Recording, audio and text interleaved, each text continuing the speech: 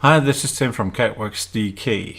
In this video, I'm going to reply to a question that was raised on the SOLIDWORKS Forums related to this C-level toolpath.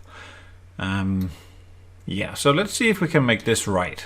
So it's quite easy actually, if you know it. So you just edit the definition of the Z level or the C level, and then you go in under the advanced and you deselect the all silhouettes mode and you set that to none.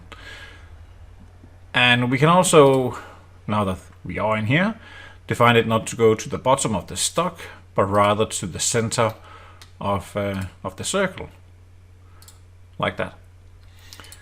And with that done, I'm going to press OK, and I do not want to regenerate toolpath at this point because basically, it doesn't make any sense.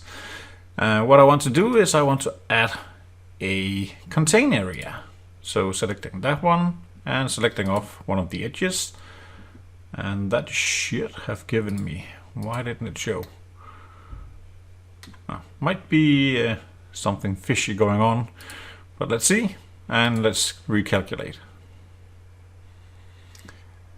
So now we get the toolpath contained and perfect as we want to have it. One thing that I want to mention in this setup is that you're running a flat end tool, and for geometry like this one, that is definitely not what you want. If you can, you should definitely consider using a hawk nose or a ball nose even, but just put in a small radius at the bottom, and I have no clue. That might be a bit too much. Let's just put in something.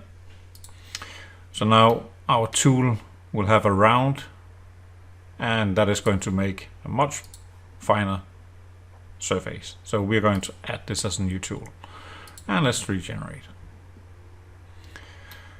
So there you have it. Your C level is going to machine this one all the way down, and that should be fine. Thank you for watching.